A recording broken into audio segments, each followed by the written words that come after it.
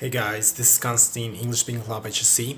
So right now I'm going to answer some questions for the next event, which is going to take place on the 8th of October 2022 at 6:30 Moscow time.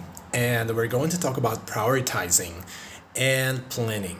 Okay, so there's some questions that I have prepared for you. So I hope that my answers will be useful and you'll be able to modify them and actually talk about your own personal experience pretty fluently. Okay, so let's get started. So the first question, do you always plan your next day? I think most of the time I do, and I have to do this because of my job. So I have a lot of lessons with my students, and I basically work 5 days a week. And of course, like my day is almost packed. I always put all this information in my organizer, so it'll be easier for me to remember when something starts. I also get notifications if I need to remember something specific, for example, buy something or apply some documents or I don't know, visit someone, etc. However, as for my days off, I don't plan them that much, so usually put some of the most important events or things to do into my organizer so I won't forget about them. Next question.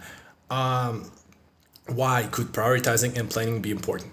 I think it's super important, and I used to live not using these tools. However, I just realized doing this studying at university. So first of all, when I put some information into my organizer and I plan, I managed not to forget things. That was the first part, because at some point you have so many errands to run that you can't keep up with them. So you have to have an organizer to, just see what next you should do, etc.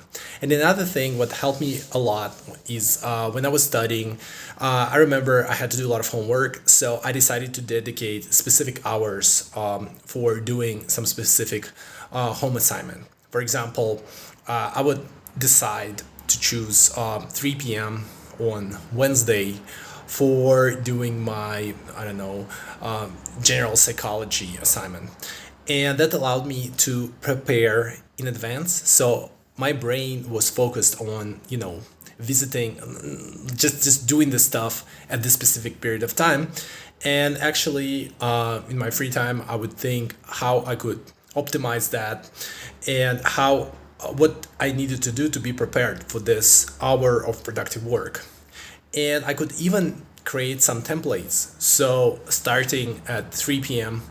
on Wednesday, I had already done a lot of things, prepared myself, and then I could just finish this home assignment, not even in 1 hour, but much faster. And also, it was the same thing for doing some ambiguous tasks when I had to search for something, so I wasn't sure whether I would succeed in searching for some information. So I would also dedicate 1 hour or maybe half an hour, some time that was okay for me to dedicate. So I did that, and it saved me a lot of time and helped me be more productive and actually even fight procrastination. All right, so next one, describe your typical day. My working days might seem super boring. So basically, I wake up and I start teaching. Then I have a lot of lessons with very short gaps between lessons, usually 15 minutes in between. And sometimes I don't even have a break at all, but these are usually exceptions. So I keep on working with my students, and during the breaks, I manage to eat something, whether it's breakfast, lunch, or dinner, or of course, send homework, and also maybe browse the internet, search for something interesting. Once I'm finished, it depends how long my day is, and sometimes I also have breaks, so I can plan going to the gym, or maybe going doing the grocery shopping, going out in the evening. So it really depends on the day, and I usually plan that. As for days off, it could be unpredictable. So I usually leave a lot of empty space on my calendar, just to improvise, just to relax. As for traveling experience, like visiting other countries, days off could be super packed because of different flights, buses, schedules, also some sightseeing, etc. So it's pretty exciting. Next thing, how much of it? Okay, so talking about my typical day, how much of it is planned? Yeah, I guess in my line of work, most of my days are pretty much planned because these lessons are like meetings which are pre-planned. So yeah, it is pretty much planned. Do you leave any room for spontaneous actions in your plans? Okay, so when I have gaps between lessons or during weekends, of course there are certain gaps, because sometimes you might get an offer to visit some places. When I used to live in Moscow, I would hang out with my friends more, and sometimes, well, honestly speaking, it wasn't very often, but sometimes, you get some offers to visit some places or to meet up with someone, and of course you want to be flexible enough not to say, oh, I'm super busy, like I can't do this, sorry about this. So yeah, for that I really leave some room for visiting some places or meeting some people spontaneously, which makes me a little bit flexible, not super flexible, but just a little bit flexible to use some opportunities which show up and make your life not too boring. Okay. As for the best tools for planning, it's definitely Google Calendar. In my opinion, it's one of the best organizers. Well, I'm sure that some of you guys know some other very useful tools, so you can leave this information in comments. It'll be very helpful. If there is something you can recommend, it'll be great. As for me, I really like Google Calendar. Well, because, first of all, it's free.